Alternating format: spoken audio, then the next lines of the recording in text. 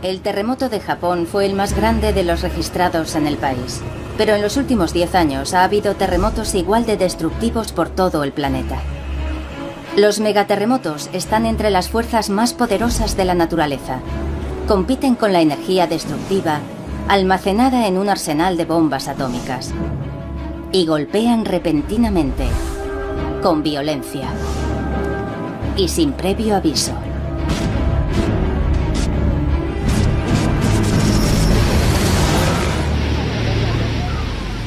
En 2004, un megaterremoto desencadenó en Sumatra un monstruo que mató a más de 250.000 de personas.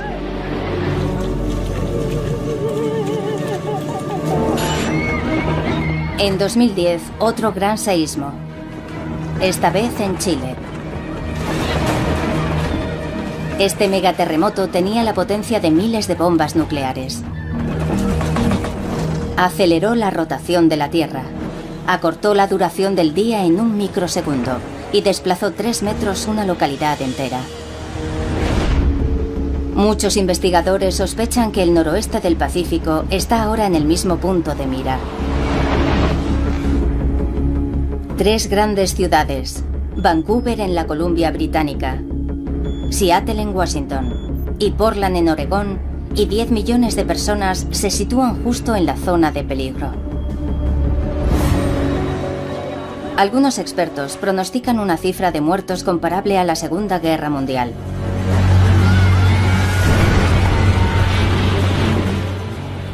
En la que murieron hasta 4 de cada 1000 personas. En la historia reciente, Chile fue arrasado por un terremoto de magnitud 8,8. Y en 2004, Sumatra tembló con la fuerza de un seísmo de magnitud 9,1.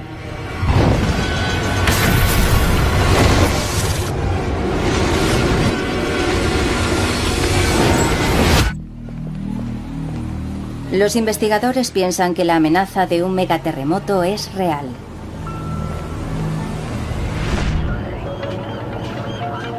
Justo frente a la costa, bajo las olas oceánicas, yace oculta una bomba de relojería.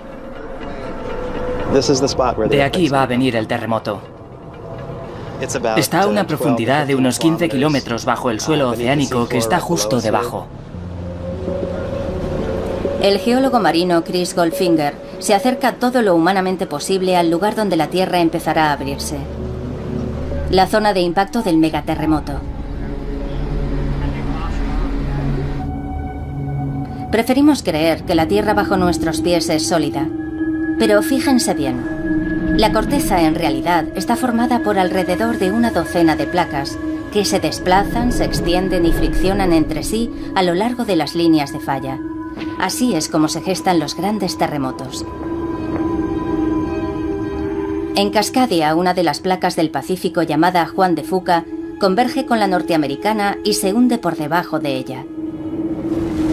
Es una franja especial llamada zona de subducción. Un megaterremoto se forma cuando 2 placas se quedan enganchadas, aumenta la presión y al final se liberan con furia. Los investigadores no pueden mirar en el interior de la Tierra y observar las placas, pero los instrumentos de alta tecnología dibujan un panorama de catástrofe inminente. Una cámara submarina graba imágenes del lugar donde ambas placas están en contacto, a unos 100 kilómetros de la costa. El vídeo apenas revela señales de alarma, pero Goldfinger ve fuerzas descomunales y peligrosas en acción. Bien, vamos a sacarlo. El sonar detecta lo invisible para la cámara.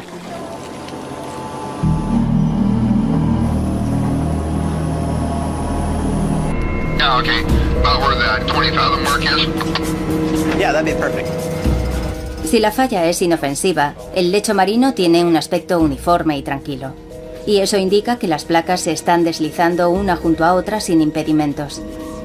Si el sonar detecta montañas, es que las placas están enganchadas y se gesta un terremoto. El mapa del sonar es claro. La placa Juan de Fuca se está deslizando por debajo de la norteamericana, empujando hacia arriba la plataforma continental. pero no están deslizándose sin rozarse. Están atascadas en una colisión.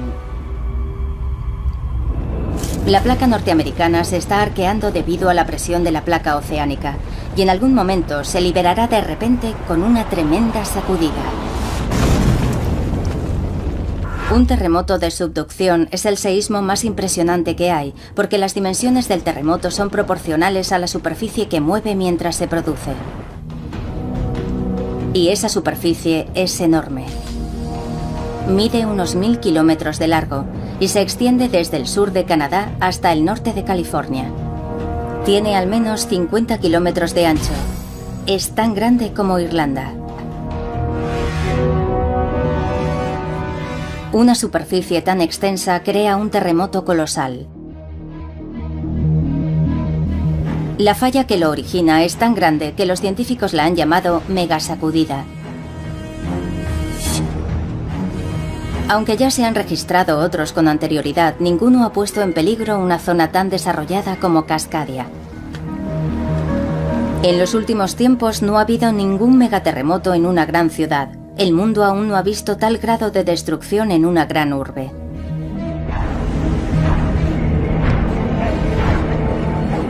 Debido al tamaño de la falla, los tremendos temblores pueden durar hasta 5 minutos. Toda una vida de horror para quienes sufren la experiencia.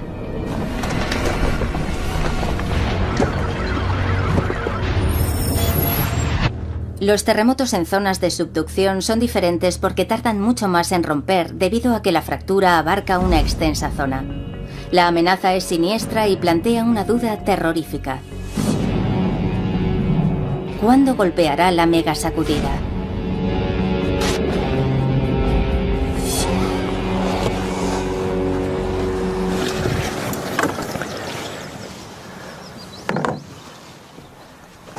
Los geólogos Rob Wither y Tim Walsh buscan pistas. Algunos indicios son crípticos y oscuros, como las leyendas milenarias de los indígenas americanos.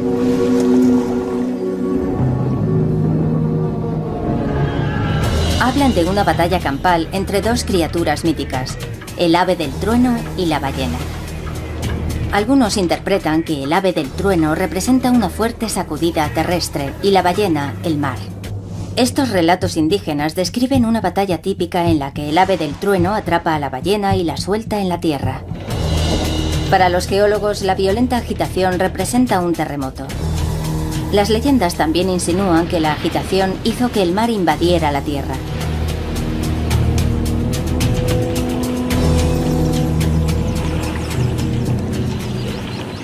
Este conjunto de árboles muertos desde hace milenios se conoce como el bosque fantasma.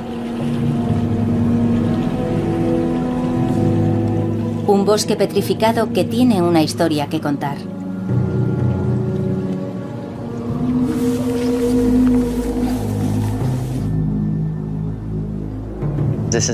Este bosque que tenemos detrás era un bosque sano, exuberante, repleto de cedro rojo del Pacífico y pícea de Sitka. Los investigadores sospechan que hubo un terremoto colosal. El terreno se hundió. La marea lo invadió todo. Y se formó un pantano que ahogó los árboles.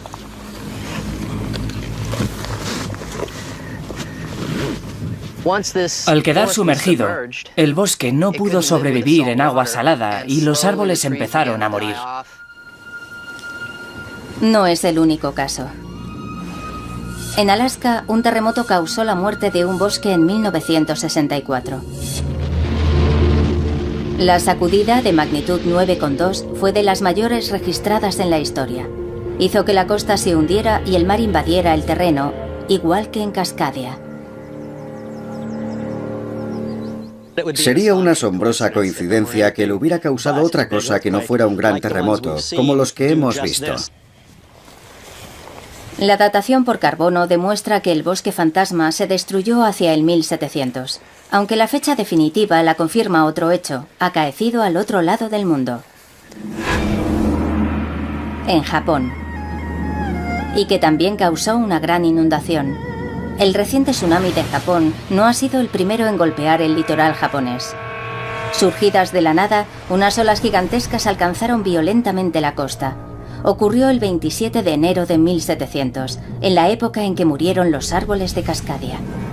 Apuntaba a Cascadia como el lugar donde se había formado el tsunami. Las piezas encajaban. En enero de 1700 había tenido lugar un terremoto colosal que había hundido la costa y anegado los bosques. Y de la misma forma que con el reciente terremoto de Japón, se formó un tsunami que en poco tiempo alcanzó las costas americanas. El terremoto de Cascadia también había generado un tsunami tan potente como para inundar las tierras de los desprevenidos campesinos a miles de kilómetros. Tuvo que ser un terremoto de magnitud 9 o 9,1. Es decir, tuvo que romperse toda la zona de subducción de Cascadia, de un extremo a otro, y eso es una distancia de unos 1000 kilómetros. Los megaterremotos han azotado Cascadia en un pasado reciente. ¿Cuándo golpeará el siguiente?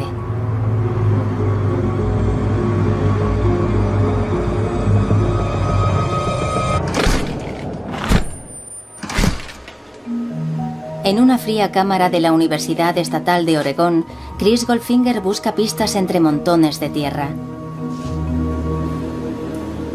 Son muestras que ha recogido del suelo oceánico a gran profundidad. Goldfinger sospecha que podrían revelar la frecuencia de los megaterremotos. Tiene unas 200 muestras de testigos de sondeo. Juntas cuentan una historia que abarca 10.000 años. Al menos para un geólogo capaz de interpretarlas. Lo que vemos aquí dentro son sedimentos de los últimos miles de años. Esto es un terremoto que va desde aquí hasta aquí. A partir de los sutiles cambios en el terreno, Goldfinger deduce un patrón. Los cambios marcan dónde se ha desencadenado un deslizamiento de tierras submarinas debido a un terremoto. La datación por carbono determina en qué momento golpean las ondas sísmicas. Los resultados no auguran nada bueno. En los últimos 10.000 años se han producido megasacudidas aquí en 19 ocasiones. El terreno que está debajo de Cascadia no es tan estable como se pensaba. El periodo mínimo entre un terremoto y otro es de 170 a 200 años. Ya han pasado unos 310 desde el último, y es probable que se produzca otro terremoto. Nuestros instrumentos no pueden medir con precisión cuándo golpeará el próximo megaterremoto. Pero el geólogo Tim Melbourne ve indicios de lo destructivo que puede llegar a ser. Bueno, vamos a ver lo que tenemos aquí. Este instrumento es lo último en sistemas de localización de posición.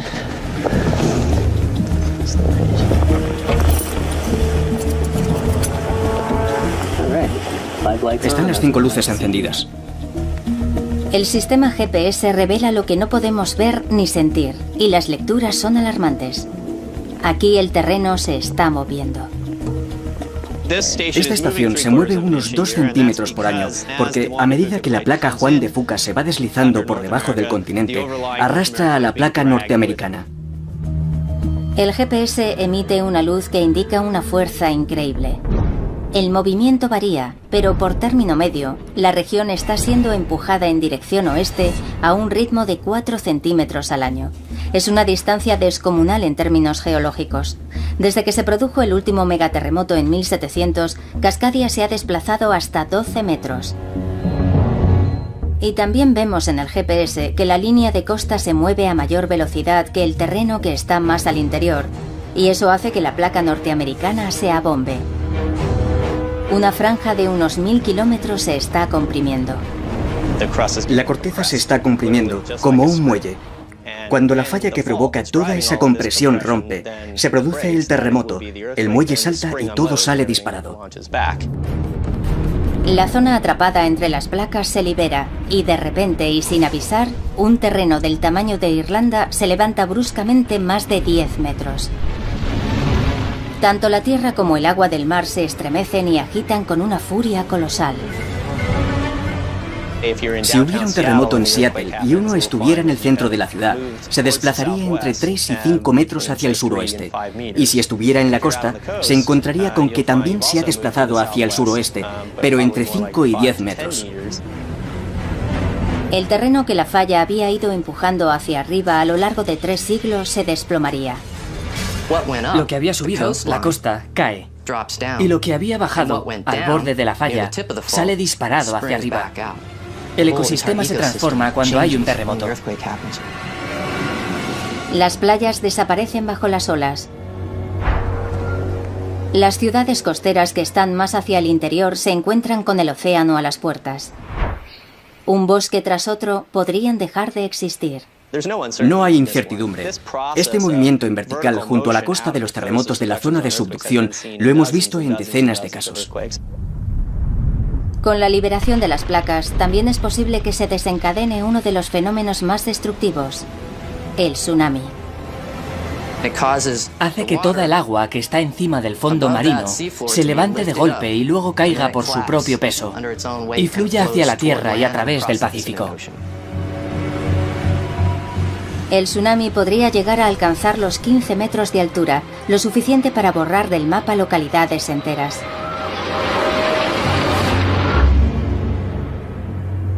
La falla tectónica de Cascadia empieza a revelar las fuerzas titánicas que están en liza. Pero queda una duda. ¿A qué distancia de las áreas metropolitanas se está moviendo la falla y genera las ondas sísmicas?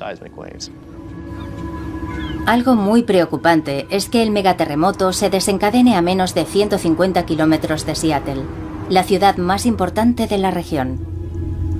Ahora, nuevos indicios demuestran que puede golpear mucho más cerca incluso.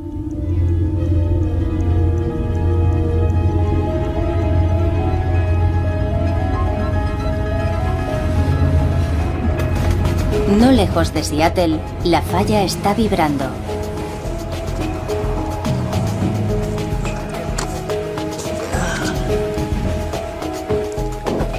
Los cambios no son tan repentinos como los de un terremoto normal. Son muy lentos.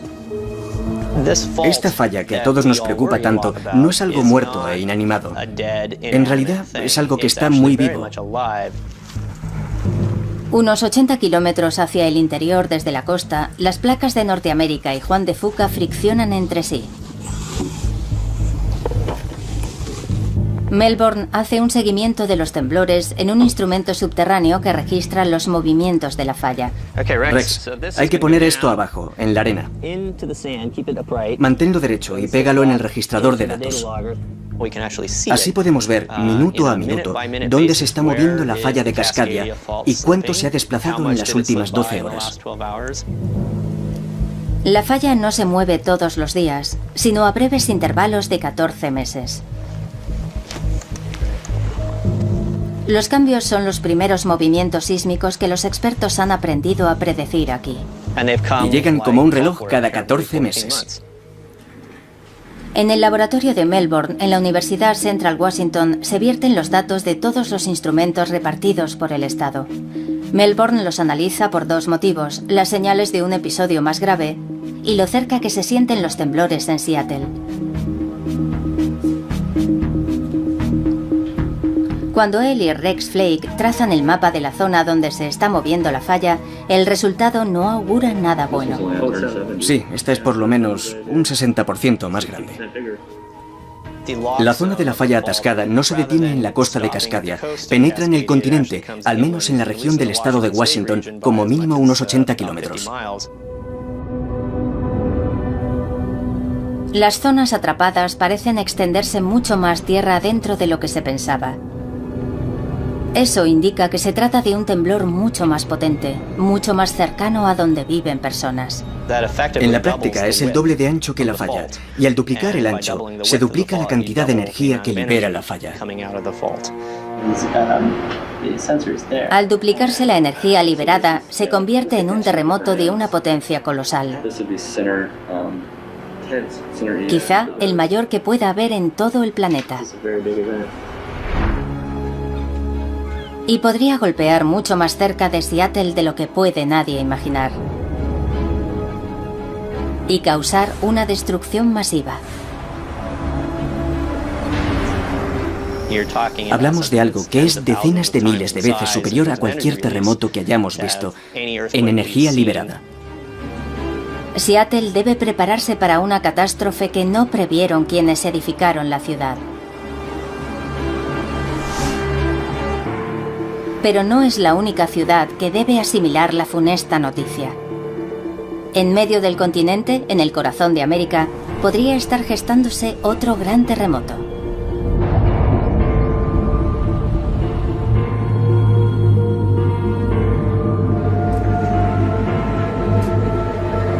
Memphis, Tennessee, está muy alejada del paisaje sísmico tradicional. Sin embargo, aquí la tierra puede temblar con una fuerza capaz de detener el curso del poderoso río Mississippi. Eso fue lo que presenciaron con absoluta perplejidad los primeros colonos en 1811. En diciembre comenzó el temblor. Y continuó de manera intermitente durante meses. Hubo 3 o 4 terremotos muy grandes y también varios miles de réplicas. Los relatos de los testigos describen tremendos temblores que derriban árboles y chimeneas en un área de 100.000 kilómetros cuadrados, el tamaño de Islandia. Pero en el epicentro, las escenas son apocalípticas. Cuentan que se abrieron grietas enormes y que de la tierra salían propulsados chorros de arena y agua y que alcanzaban hasta 10 metros de altura. Estos géiseres, estos volcanes de arena, al final del acontecimiento inundaron los campos de arena y agua, que en algunos lugares alcanzaron el metro de altura o más. Antes de terminar, un gran temblor sacudió la tierra por debajo del propio Mississippi, elevando el terreno varios metros. Increíblemente, el poderoso cauce invirtió su curso. El terreno elevado habría interrumpido la corriente del río y lo habría obligado a fluir temporalmente en sentido contrario. Hace tiempo ya que el Mississippi retornó a su cauce natural. Pero quedan vestigios de los géiseres de agua y arena.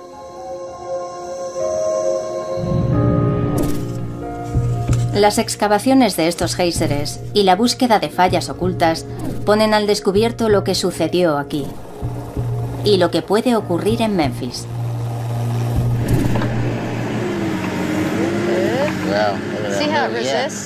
Martisha Tuttle y Eugene Buddy Zweig descubren información muy preocupante enterrada en los campos. Los terremotos de 1811 y 1812 no sucedieron por casualidad. Solo eran los últimos de una serie que se extiende a lo largo de cientos, si no miles de años. Esto es el dique de arena por donde el agua y la arena salieron disparadas a la superficie. Los terremotos transformaron la tierra húmeda y arenosa en un fluido. La presión del agua entre los granos de arena aumenta por el temblor y hace que se separen y dejen de estar en contacto unos con otros. El material deja de ser una simple capa de arena para comportarse como un líquido. Los temblores licuaron el terreno hasta una profundidad de 6 metros aproximadamente. El aumento de la presión dentro del terreno licuado lo obligó a buscar una salida. Hizo erupción. Pero no todos los volcanes de arena datan de 1811 y 12. Muchos erupcionaron anteriormente, lo que revela un patrón de sacudidas aquí, en el centro del continente. Los más antiguos se concentran en torno a los años 1450 y 900 después de Cristo, y hay algunos más antiguos aún. Cada 500 años parece ser que ha habido también un gran terremoto, en realidad una sucesión de terremotos. En una región donde apenas existe otra actividad sísmica, a miles de kilómetros del borde de la plataforma continental, esta repetición cada 500 años ha convulsionado el campo de la ciencia que estudia los terremotos. Si sobrevuelas la parte central de Estados Unidos, ves un paisaje de granjas muy tranquilo, sin montañas. No hay declives bruscos del terreno. ¿Qué fuerzas ocultas generan estos terremotos? Beatriz Magnani, de la Universidad de Memphis, intenta descubrirlas. Cuando no hay fallas visibles en la superficie, Magnani enseña a sus alumnos a buscar fracturas subterráneas. Hemos descubierto una nueva falla. Nadie conocía su existencia y está situada justo aquí. Ahora la clave está en saber cuándo fue la última vez que esta falla se movió. No lejos de Memphis, el equipo ha salido en busca de fallas, principalmente con un aparato de rayos X. Listos para empezar. Utilizan las ondas sísmicas, las mismas ondas que genera un terremoto.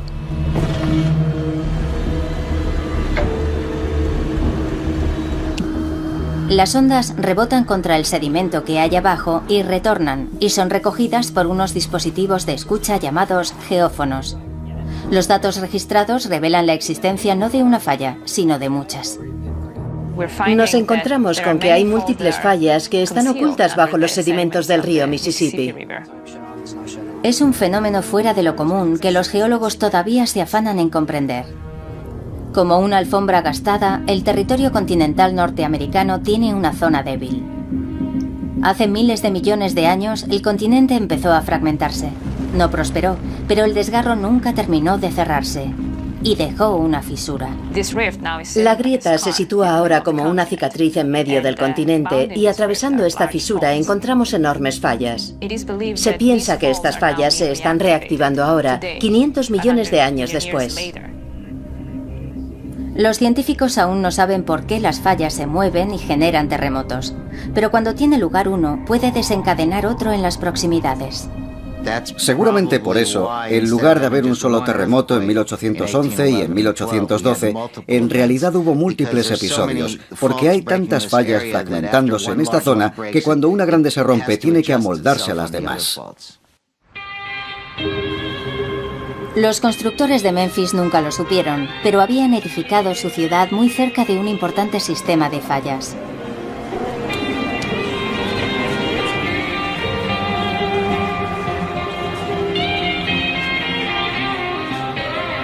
Memphis, Tennessee, no está preparada para un terremoto, pero si los científicos tienen razón, tendrá que enfrentarse en breve a un seísmo capaz de reducir a escombros la ciudad y amenazar la vida de sus habitantes. A tenor de algunas mediciones, el peligro es tan grande como en California. Calculamos que el índice de probabilidades de que en los próximos 50 años se produzca un terremoto de magnitud en torno a 6 es del 80 o 90%. Los terremotos que sacudieron este lugar en 1811 y 12 fueron incluso más potentes, y los chorros que brotaron del interior cubrieron de arena una inmensa área. Estas marcas son tan grandes que pueden verse desde el aire. Vamos a echar un vistazo a aquella zona de allí. Muy bien. Los volcanes de arena se extienden por una superficie de miles de kilómetros cuadrados. Solamente un gran terremoto es capaz de licuar un área tan extensa. Pienso que fueron terremotos muy potentes. Al menos uno de ellos fue de magnitud 7,6 o superior. Lo que está claro es que la destrucción fue enorme. La zona de destrucción fue inmensa y por tanto, con independencia de si fueron terremotos de magnitud 7 u 8, sacudieron una superficie muy grande, con mucha fuerza y durante bastante tiempo. En 1811 había muy pocos edificios que pudieran derrumbarse y matar a personas.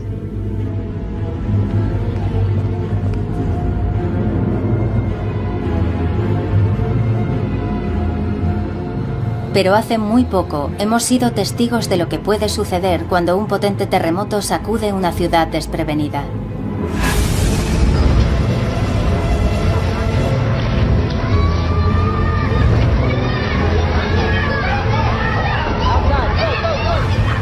Esto es Haití en 2010. Un terremoto de magnitud 7 golpeó la capital, Puerto Príncipe. No fue tan potente como los terremotos de 1811 y 12 en Estados Unidos. Y sin embargo, dejó a la ciudad de Puerto Príncipe sumida en la ruina absoluta. Murieron más de 200.000 personas. No es probable que Memphis sufra una destrucción semejante, pero la vulnerabilidad de la ciudad preocupa a los responsables de situaciones de emergencia, como Jim Wilkinson. Si aquí llegara a haber un movimiento sísmico de la magnitud que nos dicen que podría alcanzar, será una verdadera catástrofe. Habrá que utilizar todos los recursos de que dispongamos para afrontarlo. Aquí persisten las sacudidas del terreno con ligeros temblores. En Memphis se recibe un recordatorio del peligro unas 4 veces a la semana. Registramos unos 200 terremotos al año. Sus magnitudes oscilan entre 4 y 1,5. Estos temblores son motivo de controversia. Podrían ser simples réplicas de los de 1811 y 1812. Los escépticos señalan también datos de GPS no concluyentes. Si apenas hay indicios de fuerzas que colisionan bajo la Tierra, en su opinión eso significa que aquí la zona de falla se está cerrando. Su teoría es que los terremotos de 1811 y 12 y los grandes terremotos que los precedieron cada 500 años han desactivado ese sistema de fallas. No deberíamos esperar otro terremoto hasta dentro de unos 10.000 años. Beatriz Magnani está entre los que piensan que el peligro existe. Debemos seguir vigilando la zona sísmica, porque es el mismo sistema de fallas que se ha venido rompiendo en los últimos 5.000 años. Y solo hace falta una.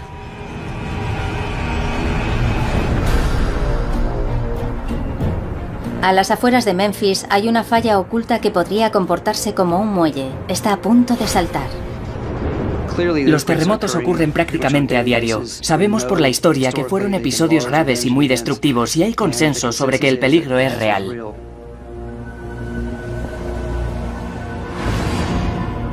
$3.000 kilómetros al noroeste, en Cascadia, no hay controversia. Aquí el tiempo ya ha empezado a correr. Los científicos intentan determinar si las ciudades superarán la sacudida de un megaterremoto. Si hubiera un seísmo semejante aquí, sería el primero de la historia que golpea una gran ciudad de Estados Unidos.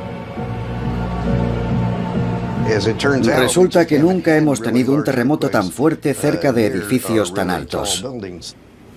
Tom Heaton, del Instituto de Tecnología de California, y Kim Olsen, de la Universidad Estatal de San Diego, han estudiado cada uno por su cuenta cómo afectaría un megaterremoto a Cascadia.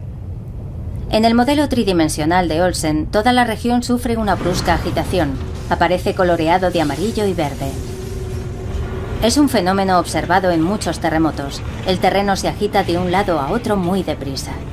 Con una vibración tan rápida, los edificios de ladrillo sin reforzar tienden a derrumbarse. Son edificios que suelen terminar en escombros, matando a las personas que están dentro.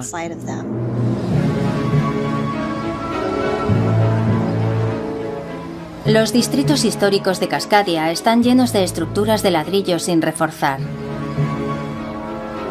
En Seattle hay una campaña en curso para apuntalarlos. El ingeniero de estructuras John Hooper ha trabajado en muchos de estos proyectos. Desde 1970, cuando haces un cambio sustancial en un edificio, debes mejorarlo en términos de prevención de seísmos. Miles de edificios han sido adaptados. Pero la mayoría de las estructuras antiguas no se han reforzado y podrían venirse abajo. En Portland, la más antigua de las grandes ciudades de la región, se considera que prácticamente todos los edificios históricos corren peligro. Luego está el riesgo adicional del terremoto, su duración. En el modelo de Olsen, la sacudida dura más de 5 minutos.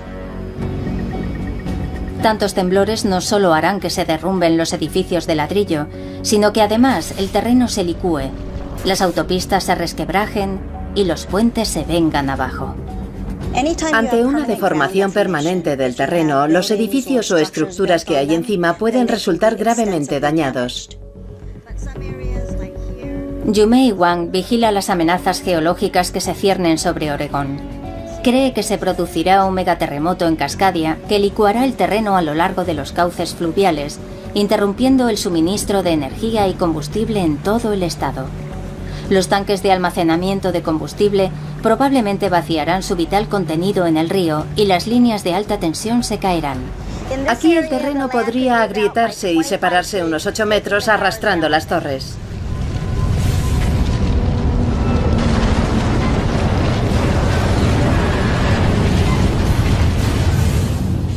Lo que más preocupa a Heaton y Olsen es cómo se comportarán los rascacielos. Sobre todo los de la ciudad más importante de la región, Seattle.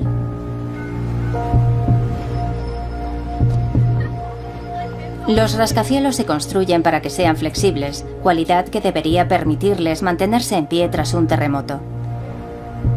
Pero un megaterremoto en Cascadia no solo inundaría Seattle de bruscas sacudidas, sino de otro tipo de ondas. En el modelo de Olsen son de color rojo y azul.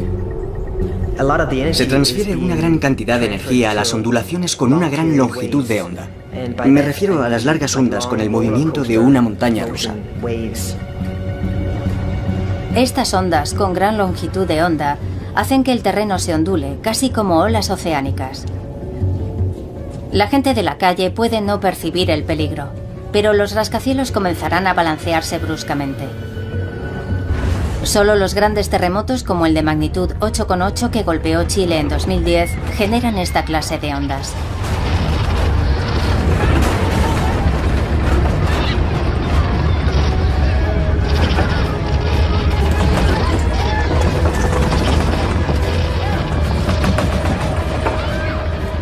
Estas ondas pueden ser especialmente peligrosas en Seattle, porque la ciudad está asentada en suelos profundos que atrapan la energía sísmica. Amplifica esos movimientos lentos de la Tierra. Hace que sean mayores y que duren más tiempo. Lo que tememos es que el balanceo se acentúe tanto que los rascacielos terminen desplomándose.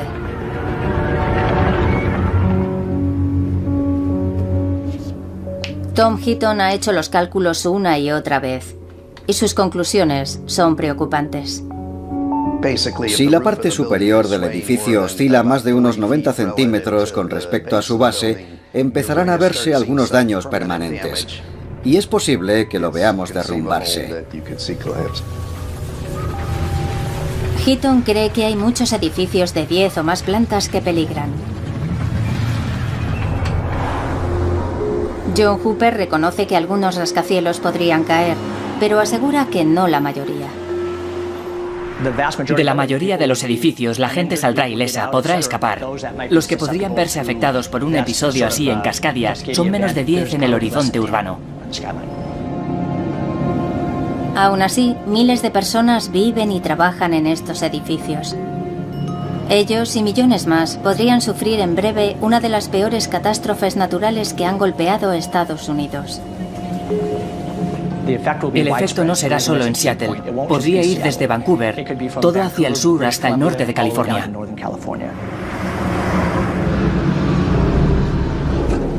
El escenario de la pesadilla.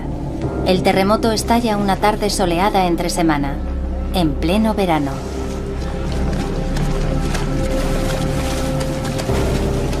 Muchos están en el trabajo, en estructuras altas, en antiguos edificios de ladrillo que pueden derrumbarse. Miles más están disfrutando en la playa. Justo frente a la costa del norte de California, de repente se desata el megaterremoto. La ruptura comienza en un extremo de la falla rasgando como una cremallera. Avanza a unos 3 kilómetros por segundo.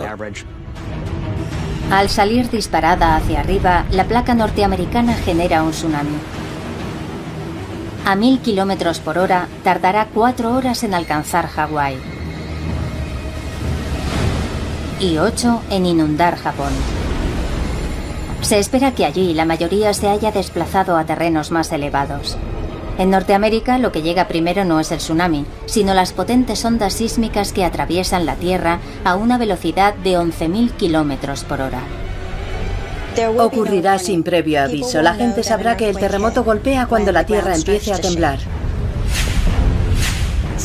Va a dejar sin palabras a todo el mundo.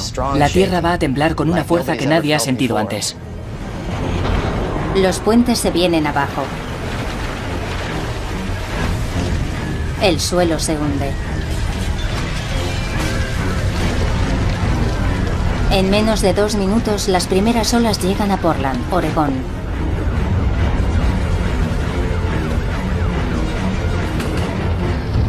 Yo buscaría algo resistente como una mesa maciza y haría lo de agacharse, cubrirse y sujetarse fuerte.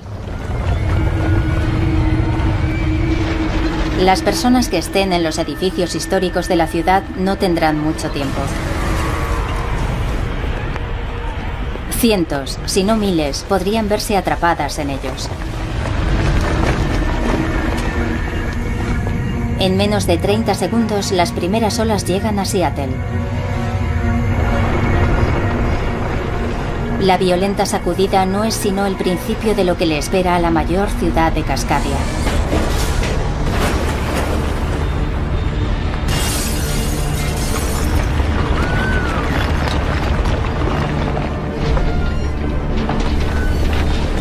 Puede que uno solo disponga de medio minuto desde que percibe el temblor de baja intensidad hasta que las sacudidas empiezan a superarlo. El suelo profundo de la ciudad atrapa las ondas y las amplifica.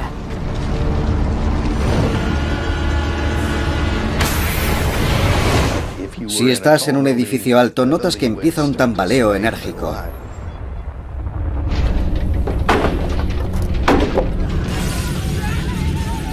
El temblor dura más de 2 larguísimos minutos.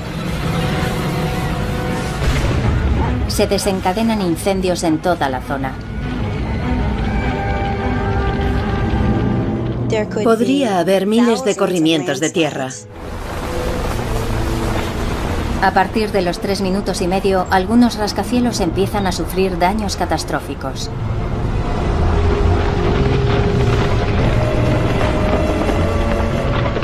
En la mayoría de los edificios de acero empezarán a fracturarse las soldaduras. En el caso del hormigón empezarán a abrirse grietas en ese material.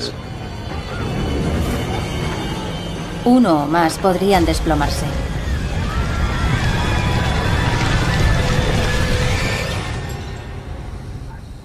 Parece una eternidad, pero al cabo de 5 minutos y medio, el suelo al fin deja de temblar.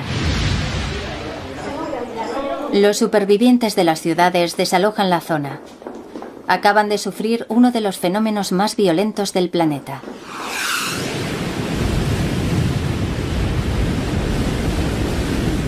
Pero para los que están en la costa, lo peor aún no ha llegado. Si están en una zona baja costera, deben dirigirse al interior. A los 20 minutos de haber cesado el temblor, la primera ola monstruosa golpea Oregón.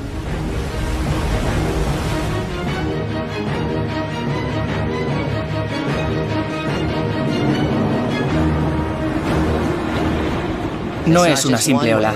Es una sucesión de olas que seguirán llegando durante muchas horas, incluso un día.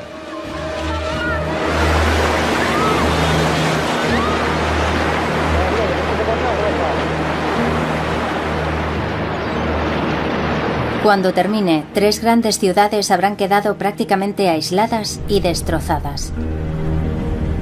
Kilómetros de litoral habrán sido borrados del mapa. Miles de edificios habrán quedado destruidos o con daños permanentes.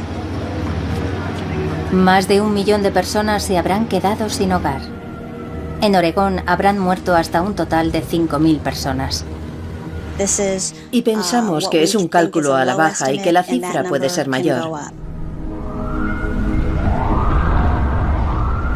Es como nuestro Katrina, aunque pensamos que los daños serán muy superiores.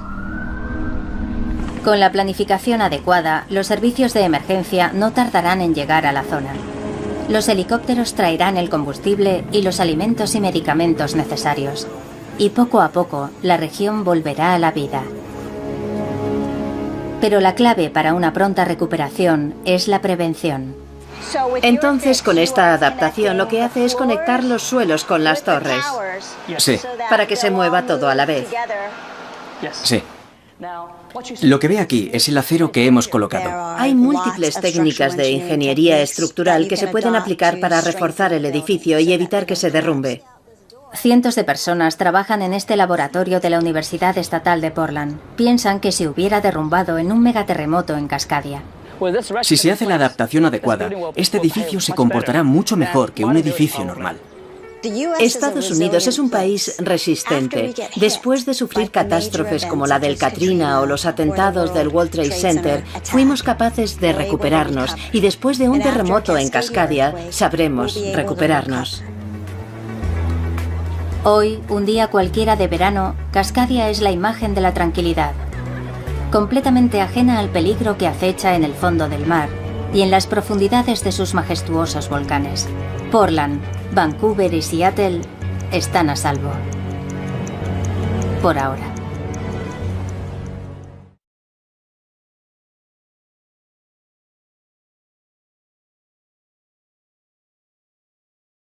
Y agua, que en algunos lugares alcanzaron el metro de altura o más. Antes de terminar, un gran temblor sacudió la tierra por debajo del propio Mississippi, elevando el terreno varios metros. Increíblemente, el poderoso cauce invirtió su curso. El terreno elevado habría interrumpido la corriente del río y lo habría obligado a fluir temporalmente en sentido contrario. Hace tiempo ya que el Mississippi retornó a su cauce natural, pero quedan vestigios de los géiseres de agua y arena.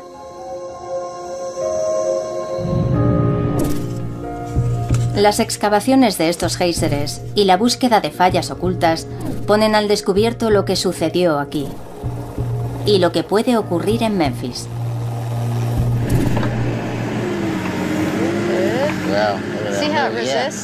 Martisha Tuttle y Eugene Buddy Zweig descubren información muy preocupante enterrada en los campos. Los terremotos de 1811 y 1812 no sucedieron por casualidad. Solo eran los últimos de una serie que se extiende a lo largo de cientos, si no miles de años. Esto es el dique de arena por donde el agua y la arena salieron disparadas a la superficie. Los terremotos transformaron la tierra húmeda y arenosa en un fluido. La presión del agua entre los granos de arena aumenta por el temblor y hace que se separen y dejen de estar en contacto unos con otros. El material deja de ser una simple capa de arena para comportarse como un líquido. Los temblores licuaron el terreno hasta una profundidad de 6 metros aproximadamente. El aumento de la presión dentro del terreno licuado lo obligó a buscar una salida. Hizo erupción. Pero no todos los volcanes de arena datan de 1811 y 12. Muchos erupcionaron anteriormente, lo que revela un patrón de sacudidas aquí, en el centro del continente. Los más antiguos se concentran en torno a los años 1450 y 900 después de Cristo, y hay algunos más antiguos aún. Cada 500 años parece ser que ha habido también un gran terremoto, en realidad una sucesión de terremotos. En una región donde apenas existe otra actividad sísmica, a miles de kilómetros del borde de la plataforma continental, esta repetición cada 500 años ha convulsionado el campo de la ciencia que estudia los terremotos. Si sobrevuelas la parte central de Estados Unidos, ves un paisaje de granjas muy tranquilo, sin montañas. No hay declives bruscos del terreno. ¿Qué fuerzas ocultas generan estos terremotos? Beatriz Magnani, de la Universidad de Memphis, intenta descubrirlas. Cuando no hay fallas visibles en la superficie, Magnani enseña a sus alumnos a buscar fracturas subterráneas. Hemos descubierto una nueva falla, nadie conocía su existencia y está situada justo aquí. Ahora la clave está en saber cuándo fue la última vez que esta falla se movió.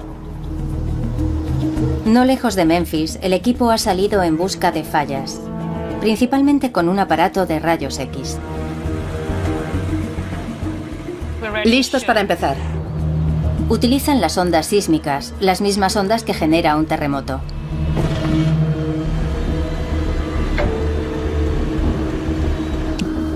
Las ondas rebotan contra el sedimento que hay abajo y retornan, y son recogidas por unos dispositivos de escucha llamados geófonos. Los datos registrados revelan la existencia no de una falla, sino de muchas. Nos encontramos con que hay múltiples fallas que están ocultas bajo los sedimentos del río Mississippi. Es un fenómeno fuera de lo común que los geólogos todavía se afanan en comprender. Como una alfombra gastada, el territorio continental norteamericano tiene una zona débil. Hace miles de millones de años, el continente empezó a fragmentarse. No prosperó, pero el desgarro nunca terminó de cerrarse y dejó una fisura. La grieta se sitúa ahora como una cicatriz en medio del continente y atravesando esta fisura encontramos enormes fallas. Se piensa que estas fallas se están reactivando ahora, 500 millones de años después. Los científicos aún no saben por qué las fallas se mueven y generan terremotos, pero cuando tiene lugar uno, puede desencadenar otro en las proximidades. Seguramente por eso, en lugar de haber un solo terremoto en 1811 y en 1812, en realidad hubo múltiples episodios, porque hay tantas fallas fragmentándose en esta zona que cuando una grande se rompe tiene que amoldarse a las demás. Los constructores de Memphis nunca lo supieron, pero habían edificado su ciudad muy cerca de un importante sistema de fallas.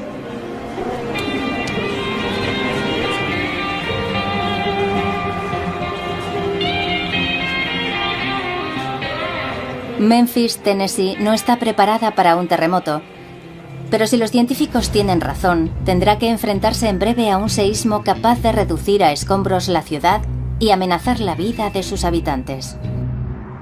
A tenor de algunas mediciones, el peligro es tan grande como en California. Calculamos que el índice de probabilidades de que en los próximos 50 años se produzca un terremoto de magnitud en torno a 6 es del 80 o 90%. Los terremotos que sacudieron este lugar en 1811 y 12 fueron incluso más potentes, y los chorros que brotaron del interior cubrieron de arena una inmensa área. Estas marcas son tan grandes que pueden verse desde el aire. Vamos a echar un vistazo a aquella zona de allí. Muy bien. Los volcanes de arena se extienden por una superficie de miles de kilómetros cuadrados. Solamente un gran terremoto es capaz de licuar un área tan extensa. Pienso que fueron terremotos muy potentes. Al menos uno de ellos fue de magnitud 7,6 o superior. Lo que está claro es que la destrucción fue enorme.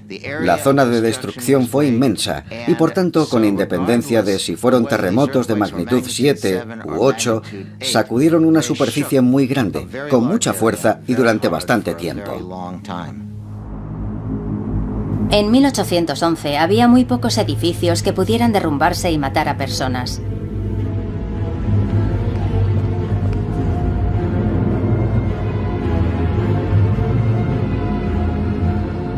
Pero hace muy poco hemos sido testigos de lo que puede suceder cuando un potente terremoto sacude una ciudad desprevenida.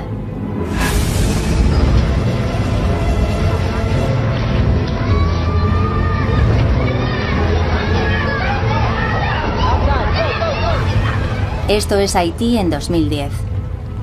Un terremoto de magnitud 7 golpeó la capital, Puerto Príncipe.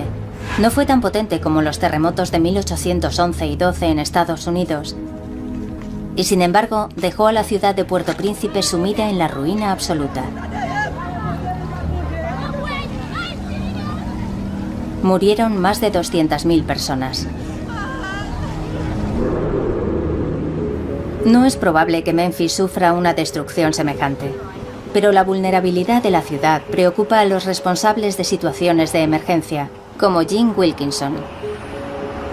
Si aquí llegara a haber un movimiento sísmico de la magnitud que nos dicen que podría alcanzar, será una verdadera catástrofe.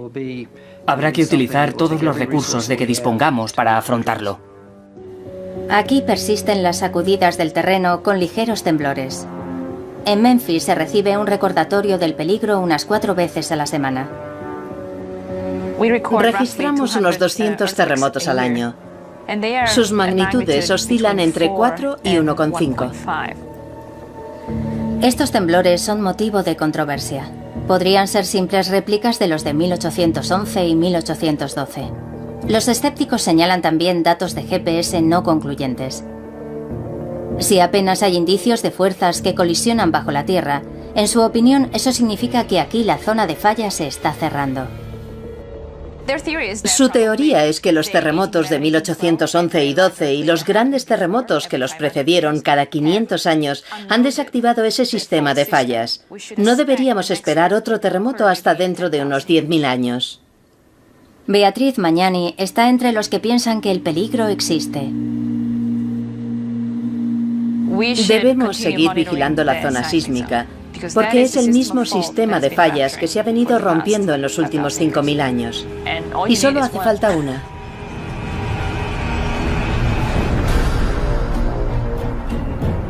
A las afueras de Memphis hay una falla oculta que podría comportarse como un muelle. Está a punto de saltar. Los terremotos ocurren prácticamente a diario. Sabemos por la historia que fueron episodios graves y muy destructivos y hay consenso sobre que el peligro es real.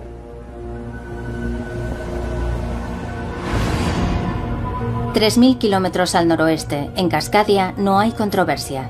Aquí el tiempo ya ha empezado a correr.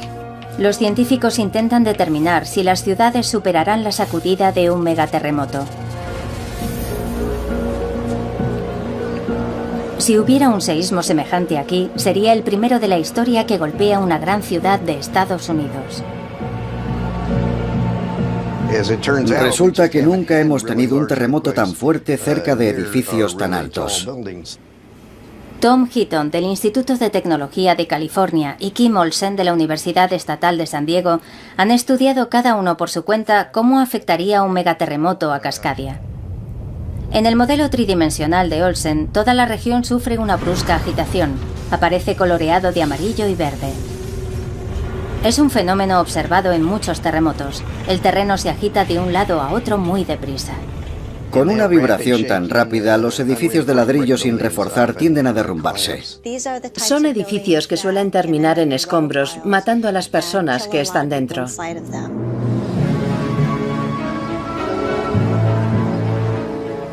Los distritos históricos de Cascadia están llenos de estructuras de ladrillo sin reforzar. En Seattle hay una campaña en curso para apuntalarlos. El ingeniero de estructuras John Hooper ha trabajado en muchos de estos proyectos. Desde 1970, cuando haces un cambio sustancial en un edificio, debes mejorarlo en términos de prevención de seísmos. Miles de edificios han sido adaptados. Pero la mayoría de las estructuras antiguas no se han reforzado y podrían venirse abajo. En Portland, la más antigua de las grandes ciudades de la región, se considera que prácticamente todos los edificios históricos corren peligro. Luego está el riesgo adicional del terremoto, su duración. En el modelo de Olsen, la sacudida dura más de 5 minutos. Tantos temblores no solo harán que se derrumben los edificios de ladrillo, sino que además el terreno se licúe, las autopistas se resquebrajen y los puentes se vengan abajo. Ante una deformación permanente del terreno, los edificios o estructuras que hay encima pueden resultar gravemente dañados. Yumei Wang vigila las amenazas geológicas que se ciernen sobre Oregón.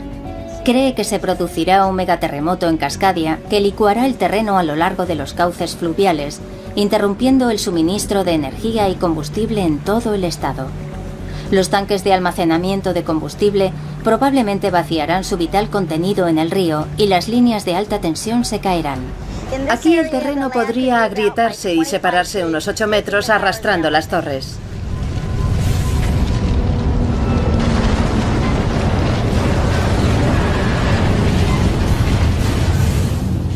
Lo que más preocupa a Heaton y Olsen es cómo se comportarán los rascacielos.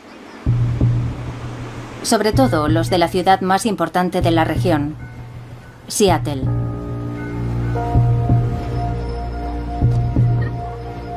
Los rascacielos se construyen para que sean flexibles, cualidad que debería permitirles mantenerse en pie tras un terremoto.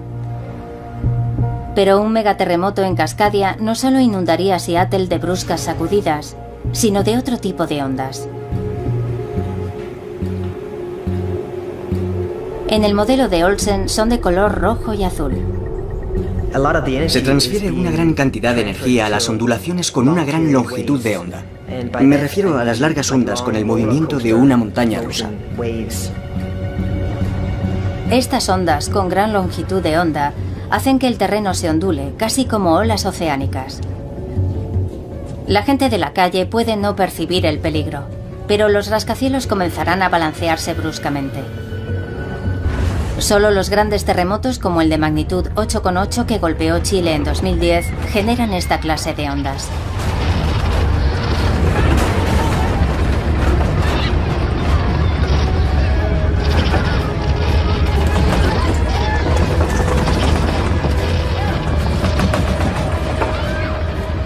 Estas ondas pueden saltar y todo sale disparado. La zona atrapada entre las placas se libera y de repente y sin avisar, un terreno del tamaño de Irlanda se levanta bruscamente más de 10 metros. Tanto la tierra como el agua del mar se estremecen y agitan con una furia colosal. Si hubiera un terremoto en Seattle y uno estuviera en el centro de la ciudad, se desplazaría entre 3 y 5 metros hacia el suroeste. Y si estuviera en la costa, se encontraría con que también se ha desplazado hacia el suroeste, pero entre 5 y 10 metros. El terreno que la falla había ido empujando hacia arriba a lo largo de 3 siglos se desplomaría. Lo que había subido, la costa, cae. Y lo que había bajado, al borde de la falla, sale disparado hacia arriba. El ecosistema se transforma cuando hay un terremoto. Las playas desaparecen bajo las olas. Las ciudades costeras que están más hacia el interior se encuentran con el océano a las puertas. Un bosque tras otro podrían dejar de existir. No hay incertidumbre. Este movimiento en vertical junto a la costa de los terremotos de la zona de subducción lo hemos visto en decenas de casos. Con la liberación de las placas, también es posible que se desencadene uno de los fenómenos más destructivos, el tsunami. Hace que toda el agua que está encima del fondo marino se levante de golpe y luego caiga por su propio peso y fluya hacia la tierra y a través del Pacífico. El tsunami podría llegar a alcanzar los 15 metros de altura, lo suficiente para borrar del mapa localidades enteras.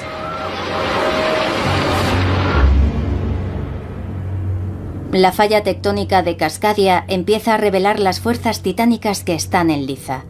Pero queda una duda. ¿A qué distancia de las áreas metropolitanas se está moviendo la falla y genera las ondas sísmicas? Algo muy preocupante es que el megaterremoto se desencadene a menos de 150 kilómetros de Seattle, la ciudad más importante de la región. Ahora, nuevos indicios demuestran que puede golpear mucho más cerca incluso.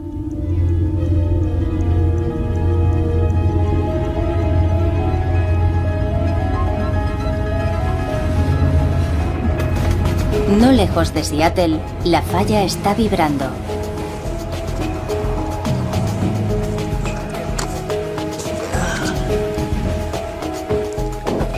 Los cambios no son tan repentinos como los de un terremoto normal. Son muy lentos.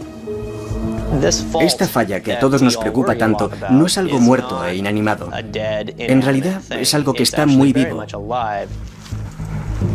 Unos 80 kilómetros hacia el interior desde la costa, las placas de Norteamérica y Juan de Fuca friccionan entre sí.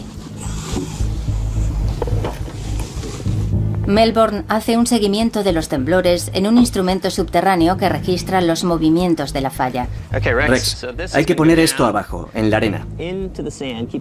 Manténlo derecho y pégalo en el registrador de datos.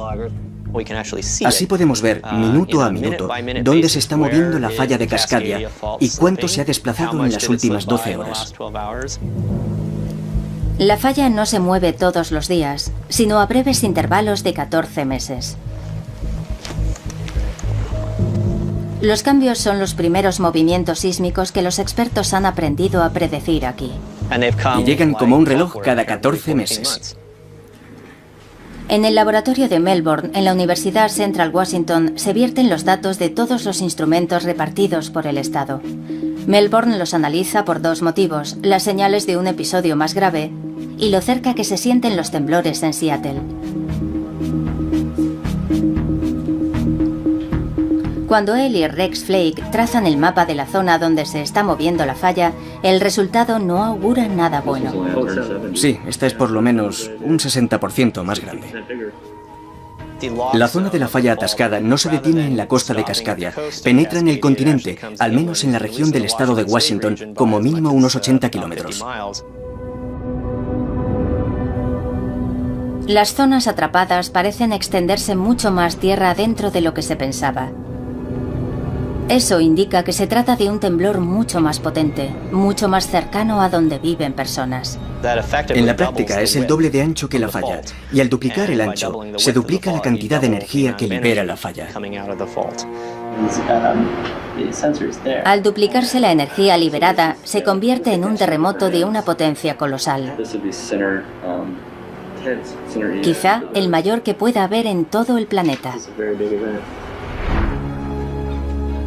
Y podría golpear mucho más cerca de Seattle de lo que puede nadie imaginar. Y causar una destrucción masiva. Hablamos de algo que es decenas de miles de veces superior a cualquier terremoto que hayamos visto en energía liberada. Seattle debe prepararse para una catástrofe que no previeron quienes edificaron la ciudad. Pero no es la única ciudad que debe asimilar la funesta noticia. En medio del continente, en el corazón de América, podría estar gestándose otro gran terremoto.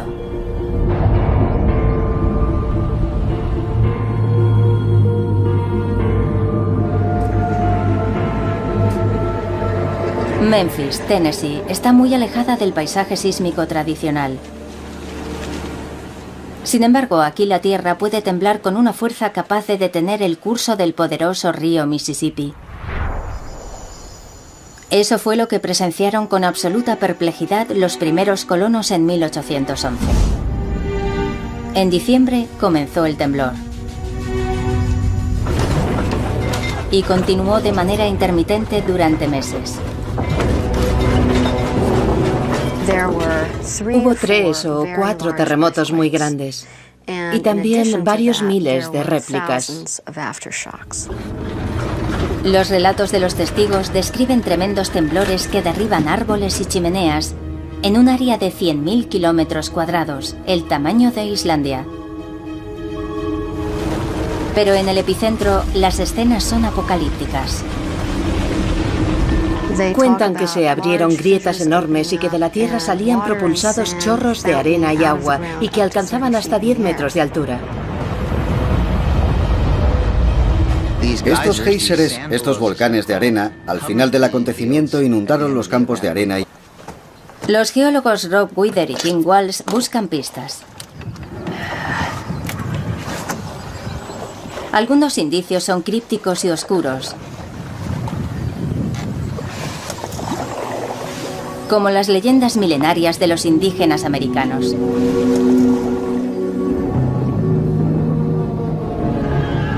Hablan de una batalla campal entre dos criaturas míticas, el ave del trueno y la ballena. Algunos interpretan que el ave del trueno representa una fuerte sacudida terrestre y la ballena, el mar. Estos relatos indígenas describen una batalla típica en la que el ave del trueno atrapa a la ballena y la suelta en la tierra. Para los geólogos, la violenta agitación representa un terremoto. Las leyendas también insinúan que la agitación hizo que el mar invadiera la tierra.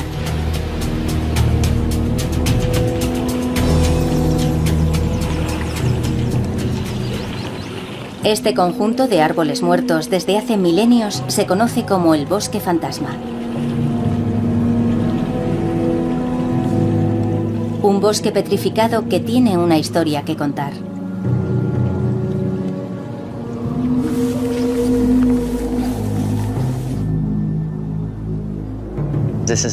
Este bosque que tenemos detrás era un bosque sano, exuberante, repleto de cedro rojo del Pacífico y pícea de Sitka.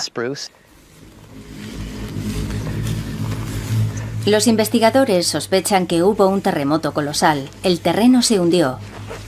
La marea lo invadió todo. Y se formó un pantano que ahogó los árboles.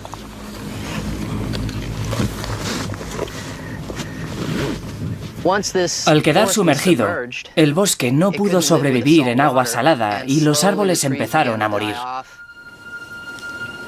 No es el único caso. En Alaska, un terremoto causó la muerte de un bosque en 1964.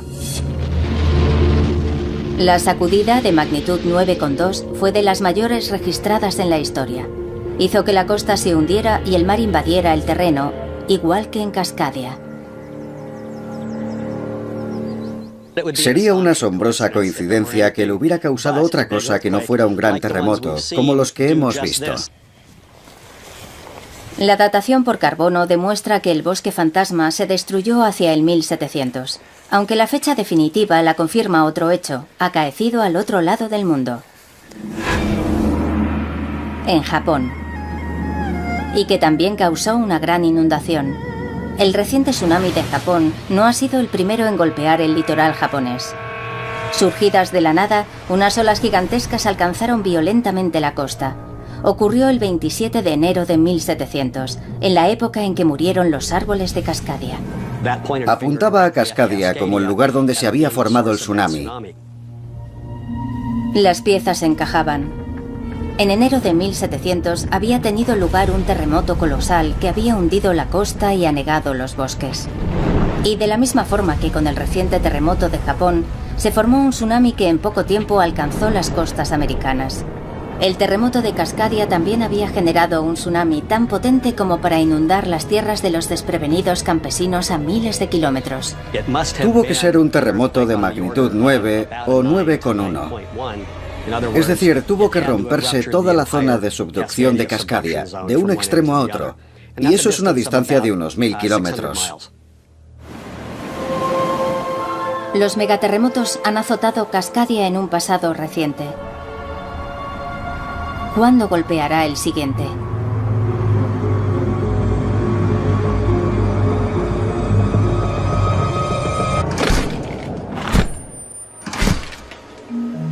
En una fría cámara de la Universidad Estatal de Oregón, Chris Goldfinger busca pistas entre montones de tierra.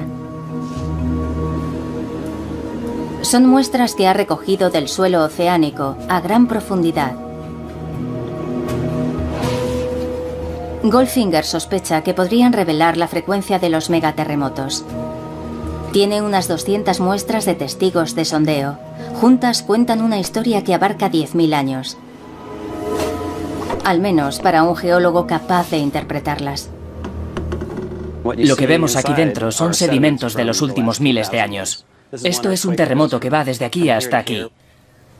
A partir de los sutiles cambios en el terreno, Goldfinger deduce un patrón. Los cambios marcan dónde se ha desencadenado un deslizamiento de tierras submarinas debido a un terremoto. La datación por carbono determina en qué momento golpean las ondas sísmicas. Los resultados no auguran nada bueno. En los últimos 10.000 años se han producido megasacudidas aquí en 19 ocasiones. El terreno que está debajo de Cascadia no es tan estable como se pensaba. El periodo mínimo entre un terremoto y otro es de 170 a 200 años. Ya han pasado unos 310 desde el último, y es probable que se produzca otro terremoto. Nuestros instrumentos no pueden medir con precisión cuándo golpeará el próximo megaterremoto. Pero el geólogo Tim Melbourne ve indicios de lo destructivo que puede llegar a ser. Bueno, vamos a ver lo que tenemos aquí. Este instrumento es lo último en sistemas de localización de posición.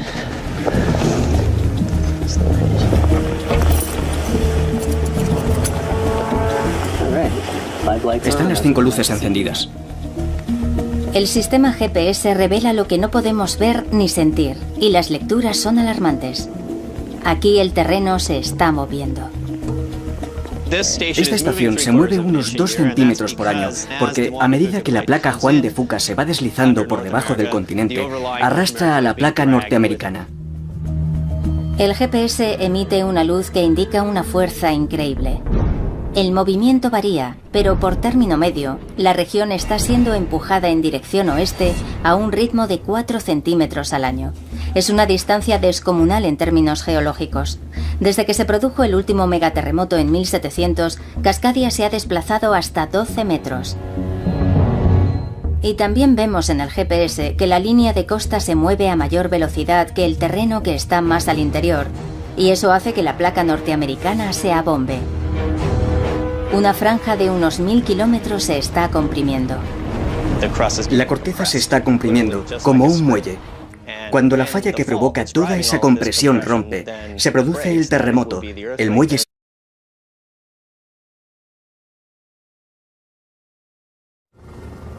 El terremoto de Japón fue el más grande de los registrados en el país. Pero en los últimos 10 años ha habido terremotos igual de destructivos por todo el planeta. Los megaterremotos están entre las fuerzas más poderosas de la naturaleza. Compiten con la energía destructiva almacenada en un arsenal de bombas atómicas. Y golpean repentinamente, con violencia y sin previo aviso.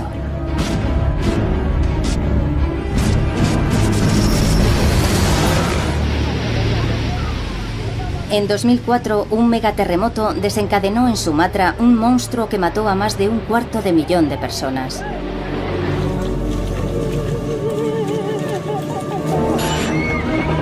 En 2010, otro gran seísmo, esta vez en Chile. Este megaterremoto tenía la potencia de miles de bombas nucleares. Aceleró la rotación de la Tierra, acortó la duración del día en un microsegundo y desplazó 3 metros una localidad entera. Muchos investigadores sospechan que el noroeste del Pacífico está ahora en el mismo punto de mira. 3 grandes ciudades: Vancouver en la Columbia Británica, Seattle en Washington y Portland en Oregón, y 10 millones de personas se sitúan justo en la zona de peligro. Algunos expertos pronostican una cifra de muertos comparable a la Segunda Guerra Mundial.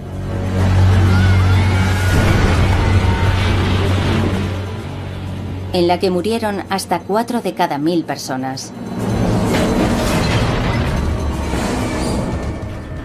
En la historia reciente, Chile fue arrasado por un terremoto de magnitud 8,8.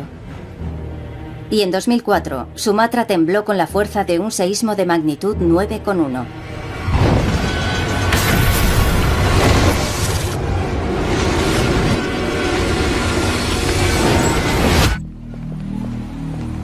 Los investigadores piensan que la amenaza de un megaterremoto es real.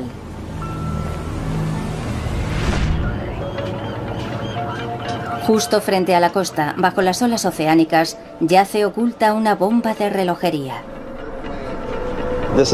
De aquí va a venir el terremoto. Está a una profundidad de unos 15 kilómetros bajo el suelo oceánico que está justo debajo. El geólogo marino Chris Goldfinger se acerca todo lo humanamente posible al lugar donde la Tierra empezará a abrirse. La zona de impacto del megaterremoto. Preferimos creer que la Tierra bajo nuestros pies es sólida. Pero fíjense bien. La corteza en realidad está formada por alrededor de una docena de placas que se desplazan, se extienden y friccionan entre sí a lo largo de las líneas de falla. Así es como se gestan los grandes terremotos.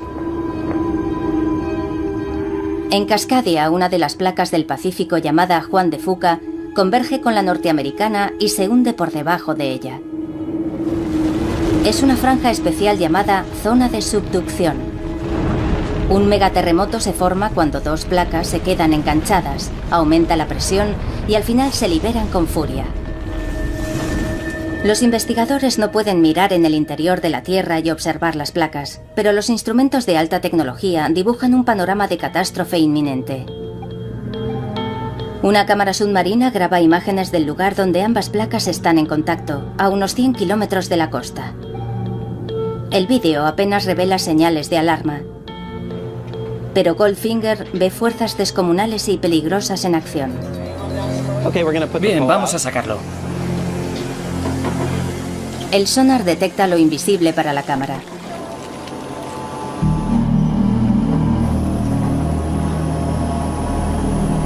Yeah, okay. About where that 20 fathom mark is? Yeah, that'd be perfect. Si la falla es inofensiva, el lecho marino tiene un aspecto uniforme y tranquilo. Y eso indica que las placas se están deslizando una junto a otra sin impedimentos. Si el sonar detecta montañas, es que las placas están enganchadas y se gesta un terremoto. El mapa del sonar es claro. La placa Juan de Fuca se está deslizando por debajo de la norteamericana, empujando hacia arriba la plataforma continental. Pero no están deslizándose sin rozarse. Están atascadas en una colisión. La placa norteamericana se está arqueando debido a la presión de la placa oceánica y en algún momento se liberará de repente con una tremenda sacudida. Un terremoto de subducción es el seísmo más impresionante que hay, porque las dimensiones del terremoto son proporcionales a la superficie que mueve mientras se produce. Y esa superficie es enorme. Mide unos 1000 kilómetros de largo y se extiende desde el sur de Canadá hasta el norte de California. Tiene al menos 50 kilómetros de ancho. Es tan grande como Irlanda. Una superficie tan extensa crea un terremoto colosal. La falla que lo origina es tan grande que los científicos la han llamado megasacudida. Aunque ya se han registrado otros con anterioridad, ninguno ha puesto en peligro una zona tan desarrollada como Cascadia. En los últimos tiempos no ha habido ningún megaterremoto en una gran ciudad. El mundo aún no ha visto tal grado de destrucción en una gran urbe.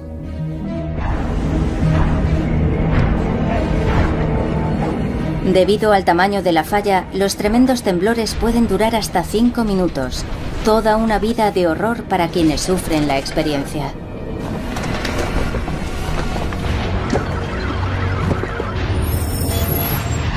Los terremotos en zonas de subducción son diferentes porque tardan mucho más en romper debido a que la fractura abarca una extensa zona.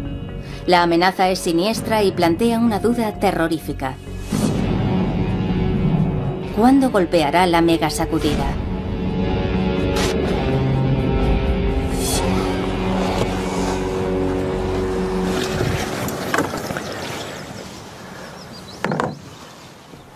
Y la ballena, el mar. Estos relatos indígenas describen una batalla típica en la que el ave del trueno atrapa a la ballena y la suelta en la tierra. Para los geólogos, la violenta agitación representa un terremoto. Las leyendas también insinúan que la agitación hizo que el mar invadiera la tierra.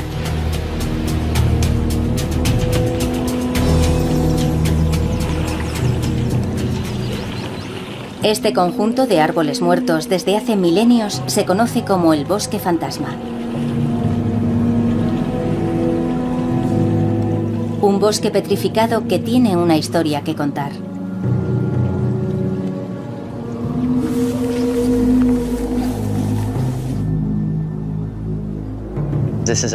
Este bosque que tenemos detrás era un bosque sano, exuberante, repleto de cedro rojo del Pacífico y pícea de Sitka. Los investigadores sospechan que hubo un terremoto colosal. El terreno se hundió. La marea lo invadió todo. Y se formó un pantano que ahogó los árboles.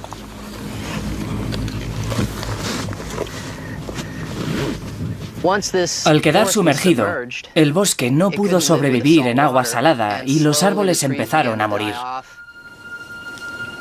No es el único caso.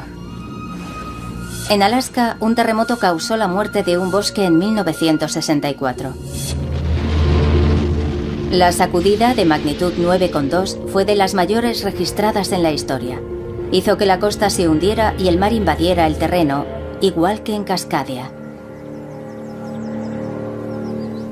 Sería una asombrosa coincidencia que le hubiera causado otra cosa que no fuera un gran terremoto, como los que hemos visto. La datación por carbono demuestra que el bosque fantasma se destruyó hacia el 1700, aunque la fecha definitiva la confirma otro hecho, acaecido al otro lado del mundo.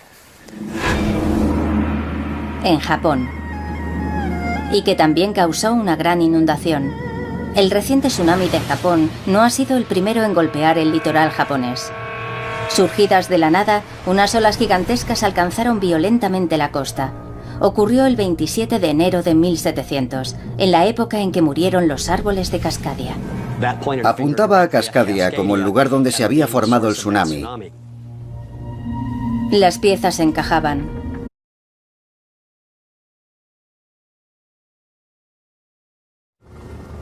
El terremoto de Japón fue el más grande de los registrados en el país, pero en los últimos 10 años ha habido terremotos igual de destructivos por todo el planeta. Los megaterremotos están entre las fuerzas más poderosas de la naturaleza. Compiten con la energía destructiva almacenada en un arsenal de bombas atómicas. Y golpean repentinamente, con violencia y sin previo aviso.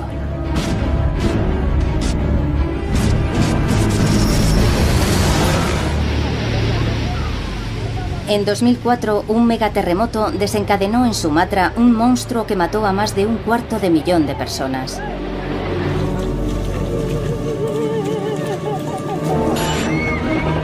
En 2010, otro gran seísmo, esta vez en Chile. Este megaterremoto tenía la potencia de miles de bombas nucleares. Aceleró la rotación de la Tierra, acortó la duración del día en un microsegundo y desplazó 3 metros una localidad entera. Muchos investigadores sospechan que el noroeste del Pacífico está ahora en el mismo punto de mira. 3 grandes ciudades, Vancouver en la Columbia Británica, Seattle en Washington y Portland en Oregón, y 10 millones de personas se sitúan justo en la zona de peligro. Algunos expertos pronostican una cifra de muertos comparable a la Segunda Guerra Mundial.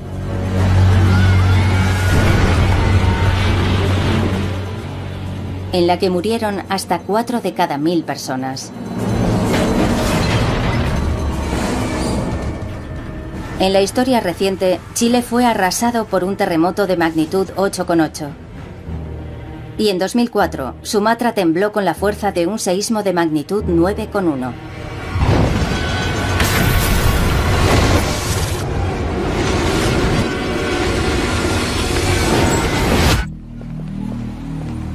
Los investigadores piensan que la amenaza de un megaterremoto es real.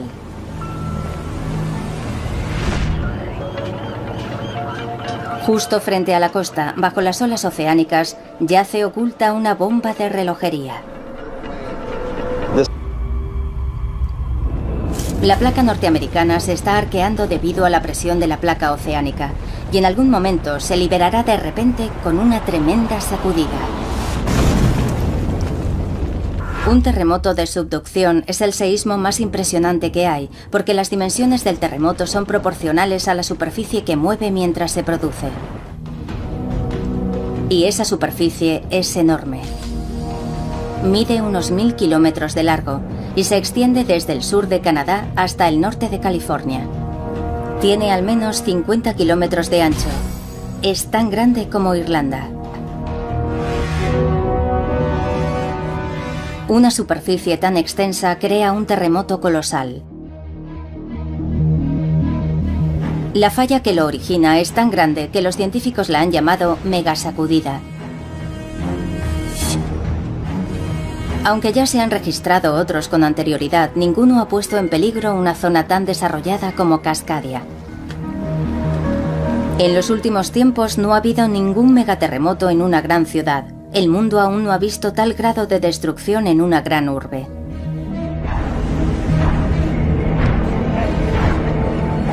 Debido al tamaño de la falla, los tremendos temblores pueden durar hasta 5 minutos. Toda una vida de horror para quienes sufren la experiencia.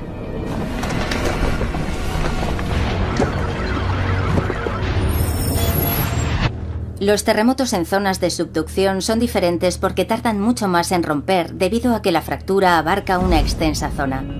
La amenaza es siniestra y plantea una duda terrorífica. ¿cuándo golpeará la megasacudida?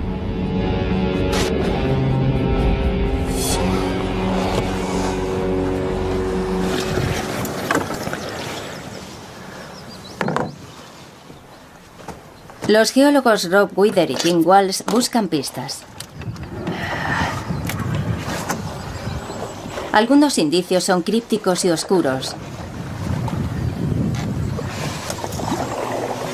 como las leyendas milenarias de los indígenas americanos.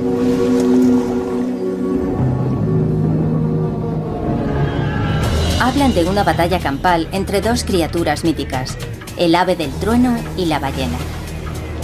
Algunos interpretan que el ave del trueno representa una fuerte sacudida terrestre. De aquí va a venir el terremoto. Está a una profundidad de unos 15 kilómetros bajo el suelo oceánico que está justo debajo. El geólogo marino Chris Goldfinger se acerca todo lo humanamente posible al lugar donde la Tierra empezará a abrirse. La zona de impacto del megaterremoto. Preferimos creer que la Tierra bajo nuestros pies es sólida, pero fíjense bien. La corteza en realidad está formada por alrededor de una docena de placas que se desplazan, se extienden y friccionan entre sí a lo largo de las líneas de falla. Así es como se gestan los grandes terremotos.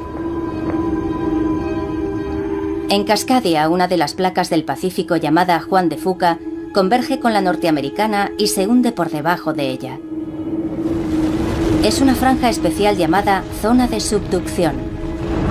Un megaterremoto se forma cuando dos placas se quedan enganchadas, aumenta la presión y al final se liberan con furia. Los investigadores no pueden mirar en el interior de la Tierra y observar las placas, pero los instrumentos de alta tecnología dibujan un panorama de catástrofe inminente.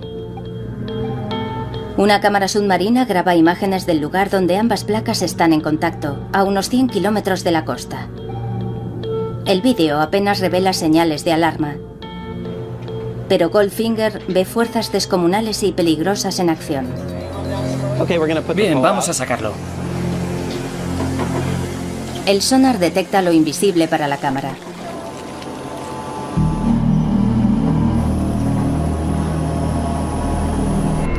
Okay. About where that 20,000 mark is? Yeah, that'd be perfect. Si la falla es inofensiva, el lecho marino tiene un aspecto uniforme y tranquilo. Y eso indica que las placas se están deslizando una junto a otra sin impedimentos. Si el sonar detecta montañas, es que las placas están enganchadas y se gesta un terremoto. El mapa del sonar es claro. La placa Juan de Fuca se está deslizando por debajo de la norteamericana, empujando hacia arriba la plataforma continental. Pero no están deslizándose sin rozarse. Están atascadas en una colisión. En enero de 1700 había tenido lugar un terremoto colosal que había hundido la costa y anegado los bosques. Y de la misma forma que con el reciente terremoto de Japón, se formó un tsunami que en poco tiempo alcanzó las costas americanas. El terremoto de Cascadia también había generado un tsunami tan potente como para inundar las tierras de los desprevenidos campesinos a miles de kilómetros. Tuvo que ser un terremoto de magnitud 9 o 9,1. Es decir, tuvo que romperse toda la zona de subducción de Cascadia, de un extremo a otro. Y eso es una distancia de unos 1000 kilómetros. Los megaterremotos han azotado Cascadia en un pasado reciente. ¿Cuándo golpeará el siguiente?